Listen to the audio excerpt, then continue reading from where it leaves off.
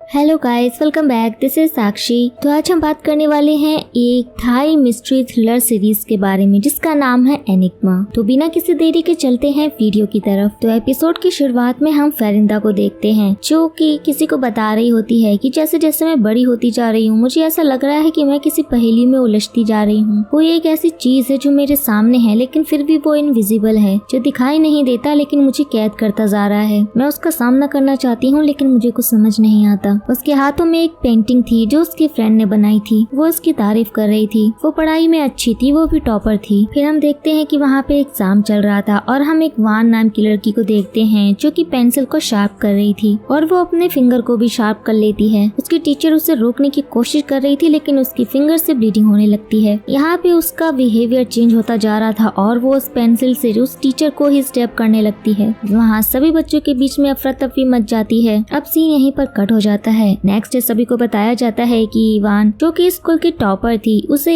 कल की उस हरकत की वजह से स्कूल से सस्पेंड कर दिया गया है और अब उस टीचर की जगह कोई न्यू टीचर आएगा। उसके बाद हम फेरिंदा को देखते हैं जो कि क्लास में उस कल के हुए हादसे को इन्वेस्टिगेट करने लगती है और डेस्क के नीचे से उसके हाथ पर कांच के टुकड़े से कट लग जाता है। तभी वहाँ पे वो न्यू टीचर आता है जिसका नाम आजिन है। वो उसके हाथ पर हैंकी रखता है और चला जाता है। वो देखती है कि उसकी चोट बिल्कुल पूरी तरह से ठीक हो गई है जिसे देखकर वह हैरान हो जाती है। उसके बाद आजिन क्लास में एंट्री करता है जिसकी वीडियो बनाकर सभी बच्चे ग्रुप चैट करने लगते हैं। तभी आजिन एक लड़की से क्वेश्चन करता है जिसका नाम खाउन है। वो लड़की सभी क्वेश्चंस के आंसर कर देती है लेकिन आजिन ने तो अभी तक वो चैप्टर पढ़ाया ही नहीं था। खाउन कहती है कि इस स्कूल में ग्रेड्स बहुत मैटर करते हैं इसलिए हम सब कुछ पहले से ही रट कर आते हैं। आजिन उन्हें समझाता है कि उन्हें इस तरीके से रट्टा नहीं मारना चाहिए। उनके स्कोर्स तो अच्छे हो जाएंगे लेकिन उनके सोशल स्किल्स बिल्कुल जीरो हो जाएंगे। वहाँ पे ये सब बातें चल रही थी तभी खाउन कहती है कि सर आपके जिप ओपन है। तभी सारी के सारी गर्ल्स उस पर हंसने लगती हैं। नेक्स्ट सीन में फेरिंदा अपनी मॉम से कॉल पर बात करती है और कहती है कि वो काफी स्ट्रेस्ड है क्योंकि उसके साथ बहुत ही स्ट्रेंज सी चीजें हो रही हैं। तभी हमें दिखाया जाता है कि आजिन के हाथों के पास मक्खियां घूम रही होती हैं और फेरिंदा को ये चीज बहुत ही अजीब लगती है। अब वो अपनी मॉम का कॉल रख के पढ़ने जाती है और नोटिस करती है कि उसके घर के मिरर में क्रैक आ गया है। अब नेक्स्ट सीन में हम एक लड़की को देखते हैं जिसका नाम मैट है। वो वॉशरूम में होती है जिसे काफी स्ट्रेंज चीजें दिखती हैं। उसे मिरर में खुद का स्माइलिंग फेस दिखता है। उसके बाद वो अपने कपड़े निकालकर अजीब तरह से डांस करते हुए पूल में कूद जाती है। नेक्स्ट डे फेरिंदा को अपने दोस्तों से पता चलता है कि कल रात मैट पानी में डूबकर मर गई। स्कूल टीचर्स को मैट के डेस्क के नीचे एक हिडन कैमरा मिलता है। उसके बाद फेरिंदा खाउन से कहती है कि उसे लगता है कि इन सब के पीछे उस न्यू टीचर का हाथ होगा क्योंकि उसने कल रात उसे मैट के साथ देखा था, तो तुम उसके कैबिन में जाकर चेक करोगी। लेकिन वो मना कर देती है कि अभी कुछ दिनों में एग्जाम्स आ रहे हैं और अगर वो पकड़ी गई तो उसके ग्रेड खतरे में पड़ जाएंगे। अब नेक्स्ट सीन में फेरिंदा स्टडी करती है और वो खुद आजिन के कमरे में जाकर चेक करने की कोशिश करती है। गार्ड के सोते हुए अंदर छुप के घुस जाती है और वो आजिन की चीजों को चेक करने लगती है। तभी वहाँ पे आजिन आ रहा था और फेरिंदा वहीं पर छुप जाती है। वो अंदर आकर अपनी शर्ट उतारता है। तभी फेरिंदा देखती है कि उसकी बॉडी पर काफी सारे सिंबॉलिक टैटूज बने हुए थे। तभी उसे एक डरावनी सी बच्चे की आवाज सुनाई देती है जो कि बोल रहा था कि बुरे बच्चों को डिसिप्लिन में रहना चाहिए। वो वहाँ पर देखती है तो आजिन वहाँ से गायब था। वो वहाँ से बाहर आती है तभी उसे वहाँ पर गार्ड मिलता है। वो उसे देखकर उसे गेट तक छोड़ने की बात करता है। वो उस गार्ड से पूछने लगती है कि क्या तुम्हें यहाँ कोई बच्चे की आवाज आई थी। तो वो गार्ड अचानक से बच्चे की आवाज में वही चीज बोलने लगता है कि बुरे बच्चों को डिसिप्लिन में रहना चाहिए और वो खुद के सिर पे ही डंडे से वार करने लगता है। फेरिंदा बहुत डर जाती है। वो वहाँ से भागती है। गार्ड भी उसके पीछे भागता है। फेरिंदा वहाँ पे गिर जाती है। वो उस पर अटैक करने ही वाला होता है। तभी वहाँ पर एक मिस्टीरियस आदमी आ जाता है और उस गार्ड के सिर पर हाथ रख के कुछ चैंटिंग्स करता है जिसके चलते वो गार्ड बेहोश हो जाता है। तभी वो मिस्टीरियस आदमी उसके पास आता है। वो उसे छूने की कोशिश ही करता है। तभी फेरिंदा की आँख खुल जाती है। वो ये सारी चीजें सपने में देख रही थी लेकिन उसे ऐसा लगता है कि ये सब चीज उसका सपना नहीं था बल्कि हकीकत था। अब नेक्स्ट डे वो स्कूल में होती है तभी उसके ऊपर पानी की बाल्टी गिर जाती है, जो कि आजिन के हाथ से छूट गई थी। वो दोनों ही नीचे गिर जाते हैं। वो बिल्कुल बच्चों की तरह बिहेव करता है और उसकी इन सब बातों को सुनकर फरिंदा हंसने लगती है। आजिन उससे पूछता है तो वो कहती है कि कुछ नहीं, बस कल रात वो एक लड़के से मिली थी जो बिल्कुल उसकी तरह था।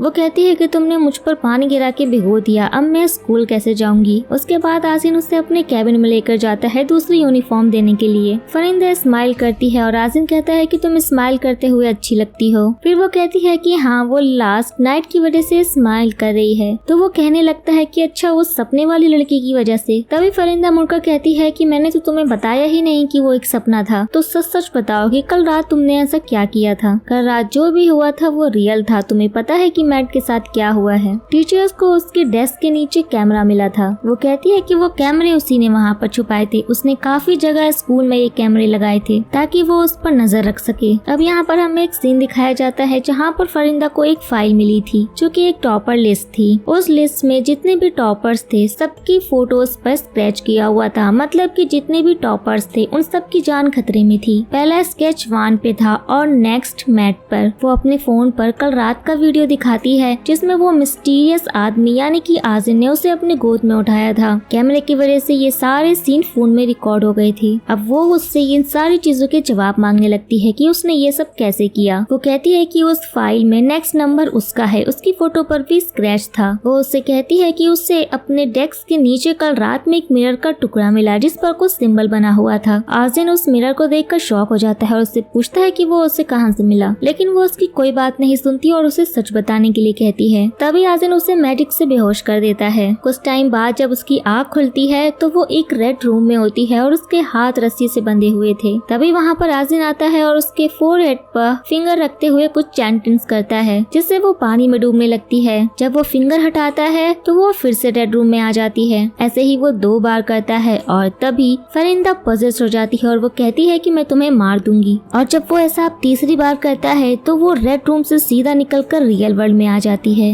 वो वॉमिट करती है जिससे नीचे लिखे हुए चैंटिंग्स ब्लैक हो जाते हैं। आजिन कहता है कि मैंने तुम पर लगे हुए सारे कर्सेस हटा दिए हैं, तुम्हें फिक्र करने की कोई जरूरत नहीं है, तुम बिल्कुल सेफ हो। मैं यहाँ पर तुम्हें सब सच बता देता हूँ। वो कहता है कि इस वर्ल्ड में मैजिक और ब्लैक मैजिक दोनों ही है। ये सारे लोग तुम लोग के बीच में ही होते हैं। तुम्हारे वर्ल्ड के नीचे एक और वर्ल्ड है जहाँ से मैं आया हूँ। मैं यहाँ पर एक टीचर बन के आया जो यहाँ पर रह कर के ये ढूंढ सके कि इन सब हादसों के पीछे कौन है। स्कूल में कोई है जो ब्लैक मैजिक परफॉर्म करता है। ये सब उसी की कर्सेस की वजह से हो रहा है। तुम भी उसी की एक विक्टिम हो और तुम्हारी सेफ्टी के लिए तुम आज से यहीं पर रहोगी और उसे ढूंढने में मेरी हेल्प करोगी। इसके बाद हम उस पर्सन की एक झलक देखते हैं जिसका फेस मिरर के टुकड़ों से कवर था और वो मिरर के टुकड़े खा रहा था। उसके बाद हम देखते हैं कि फरिंदा अपनी मॉम से कहती है कि वो स्टडीज की वजह से कुछ दिन के लिए अपनी फ्रेंड के यहाँ पर रहेगी। तभी उसे सामने आजिन दिखता है जो कि बिना शर्ट के था। तो वो उसे ऐसे देखकर चिल्ला देती है। वो कहती है कि तुम ऐसे कैसे घूम रहे हो। आजिन कहता है ये मेरा घर है और मैं यहाँ पर कैसे भी रह सकता हूँ। अब सोने का टाइम हो जाता है तो आजिन कहता है कि तुम वहाँ पर सोफे पर सो जाओ और मैं अपने बेड पर सो जाता हूँ। वो अपने रूम के 2 हिस्से करके बीच में एक लाइन बना देता है और कहता है कि तुम्हें जो करना है तुम उस साइड करना, यहाँ पर आने की कोशिश मत करना और अगर तुम मेरी बात नहीं मानोगी तो तुम तुम्हारी ही लाइफ को खतरों में डाल दोगी। आजिन अब जाकर सो जाता है और फरिंदा भी दूसरे रूम में जाकर बुक्स रीड करते हुए सो जाती है। अब नेक्स्ट मॉर्निंग जब वो उठता है तो वो देखता है कि फरिंदा सोफे पर नहीं थी। फिर वो उसे देखता है जो कि बुक्स पढ़ते हुए सो गई थी। वो उसे जगा देता है। उसके बाद वो लोग रेडी होकर स्कूल के लिए निकलते हैं। आजिन इतनी तेज बाइक चलाता है जिसके चलते वो अपना सैंडविच भी नहीं खा पाती। उसके बाद वो अपनी बाइक को साइड में रोक देता है और उससे अकेले अंदर जाने के लिए कहता है ताकि उन दोनों को कोई भी साथ में ना देखे। वो ओके बोलकर जब जाने ही लगती है तो आजिन उसको हाथ पकड़ के खींचता है और उसके गले में एक पेंडेंट पहना देता है। ये पेंडेंट उसे प्रोटेक्ट करेगा। तभी वहाँ पर फरिंदा की फ्रेंड्स उन दोनों की फोटो ले लेती है। अब क्लास में वो सभी उससे पूछने लगती हैं कि तुम्हारा आजिन के साथ क्या रिलेशनशिप है। वो उसे उस फोटोज दिखाती हैं और पूछती हैं कि तुम दोनों इतने क्लोज क्यों हो। तो खाउन वहाँ पे कहती है कि उसने ग्रेड्स के लिए अपने टीचर को ही पटा लिया। तभी वहाँ पे आजिन आता है और कहता है कि मैं उसका अंकल हूँ और वो उससे उसके फोन पर आए उसके मॉम के मैसेज को देखने के लिए कहता है जिसमें वो सबके सामने वॉइस नोट सुनती है जिसमें उसकी मॉम कहती है कि अपने अंकल आजिन का ध्यान रखना, वो सिटी में नए हैं इसलिए तुम उनके साथ ही रहना। और ये सारी बातें सुनकर सबको यकीन हो जाता है कि वो सच में उसका अंकल है। लेकिन यहाँ पर फरिंदा तो वो वॉइस नोट सुनकर बिल्कुल ही शॉक थी। उसके बाद वो आजिन के पास जाकर कहती है कि ये सब तुमने कैसे किया, कहीं तुमने उन्हें हिप्नोटाइज तो नहीं कर दिया। वो उसको बुरा भला बोलने लगती है। तभी आज़िन को गुस्सा आ जाता है और कहता है कि तुम मेरी बात सुनो, मुझे तुम्हारे स्टेटस से बिल्कुल भी फर्क नहीं पड़ता। मैं यहाँ उस ब्लैक मैजिक करने वाले को पकड़ने आया हूँ, इसलिए इन रूल्स को याद रखो। मुझसे कोई भी सवाल मत पूछना और मेरे बारे में जानने की कोशिश भी मत करना, इसी में तुम्हारी भलाई रहेगी। फिर वो कहता है कि मैं स्कूल की हर एक सस्पिशियस जगह पर जाकर एक्सोरिज्म करता हूँ, जिससे उस बुरे इंसान की पावर यहाँ पर काम नहीं करेगी। और तुम इस टॉपर लिस्ट पर ध्यान देना, क्योंकि उसका अगला टारगेट इसी लिस्ट में से कोई हो सकता है। जैसे कुछ वो प्लान कर रहा है, इससे मुझे लगता है कि वो कोई स्टूडेंट ही है। अब नेक्स्ट सीन में हम एक नाम सुने नाम की लड़की को देखते हैं। वो अकेली क्लास में थी और उसे लग रहा था कि कोई उस पर नजर रख रहा है। तभी हम बाहर फरिंदा को देखते हैं, जो कि उस पर नजर रख रही थी। और तभी अचानक से फरिंदा के मुंह से खून निकलना शुरू हो जाता है और उसके मुंह से एक कांच का टुकड़ा भी निकलता है। उसकी आवाज सुनकर नाम सुने बाहर आ जाती है और तभी उसके साइड से बहुत सारे हाथ निकलकर उसे पकड़ लेते हैं। फरिंदा बस चिल्लाती रह जाती है और तभी उसकी आँख खुलती है। ये सब फरिंदा का बस एक सपना ही था। अब आज़िन एक क्लास में जाता है और एक वॉच के सहारे वो बुरी चीजें ढूंढने लगता है। अब वॉच का डायरेक्शन एक लॉकअप में जाता है, जहाँ पर उसे एक फूडू टाइप की डॉल मिलती है। उसे छूते ही सारे लाइट्स फ्लिकर होने लगते हैं और सामान हिलने ढुलने लग जाता है और आज़िन उस क्लास को कर्ज से आजाद कर देता है। दूसरी तरफ फरिंदा नाम सुने को कॉल करती है और उसके हाल चाल पूछती है, क्योंकि नेक्स्ट टॉपर तो वही थी। नाम सुने उससे झूठ बोल देती है कि वो घर पर है, जबकि वो स्कूल में ही थी। तभी पीछे से उसकी फ्रेंड्स बोलती हैं कि तुम अभी तक घर नहीं गई, और ये बात फरिंदा सुन लेती है। वो उसे घर जाने के लिए कहती है, लेकिन नाम सुने कहती है कि उसे एक स्ट्रेंज सा नोट मिला जिस पर उसे किसी ने म्यूजिक रूम में बुलाया है, मैं वहाँ पर जा रही हूँ। तभी फरिंदा भागते भागते म्यूजिक रूम पर जाती है। दूसरी तरफ नाम सुने उस म्यूजिक रूम में पहुँच जाती है, जहाँ पर उसे अपने सामने एक लेडी की डमी फांसी पर मिलती है। नाम सुने उसे देखकर चिल्लाने लगती है और तभी वहाँ पे आज़िन और फरिंदा आ जाते हैं। नेक्स्ट सीन में वो फरिंदा से कहता है कि तुम्हारी फ्रेंड अब सेफ है। मैंने उस म्यूजिक रूम में देखा था, वहाँ पर कोई कर्ज नहीं था। वो बुरा इंसान बस नाम सुने को डराना चाहता था। अब आज़िन एक टेस्ट प्रिपरेशन क्लास रखता है। उसे गारंटी थी कि वो बैड पर्सन वहाँ पर आएगा, क्योंकि इस लेक्चर में ग्रेड कैसे बढ़ाने है इसकी इन्फॉर्मेशन दी जाएगी। अब क्लास स्टार्ट हो जाती है और फरिंदा सब पर नजर रखती है, लेकिन उसे किसी पर भी शक नहीं होता। अब केमिस्ट्री क्लास में एक स्ट्रेंज लड़की आती है और फरिंदा को उस पर शक होता है, क्योंकि वो तो आर्ट्स की थी, तो वो साइंस की केमिस्ट्री सेक्शन में क्यों आएगी। अब फरिंदा आज़िन को उसके बारे में बताने लगती है और वो उससे कहता है कि तुम पीछे मत देखना, वो लड़की तुम्हें ही घूर रही है। अब वो लड़की उठकर वॉशरूम चली जाती है और उसके पीछे पीछे फरिंदा भी जाती है। अब वो वॉशरूम के एक एक डोर ओपन करके चेक करने लगती है। जब वो लास्ट डोर ओपन करती है तो वो अजीब सी लड़की फरिंदा को अंदर खींच लेती है। तभी फरिंदा की आवाज सुनकर वहाँ पे आज़िन आता है। वो जैसे ही डोर ओपन करता है, वो लड़की आज़िन पर अटैक करने लग जाती है। यहाँ पर बात ये थी कि उस लड़की का नाम ईवा है। उसे लग रहा था कि आज़िन फरिंदा को परेशान कर रहा है, इसलिए वो उसे मारने की कोशिश करती है। अब नेक्स्ट सीन में फरिंदा और ईवा बुक्स रीड कर रही होती हैं, जहाँ पर ईवा की बातों से पता चलता है कि वो एक छोटे मोटे कल्ट की मेंबर है, जहाँ पर लोग मैजिक करते हैं, जिसकी वजह से कोई भी उसकी दोस्त नहीं है और अब उसकी दोस्त फरिंदा बन जाती है।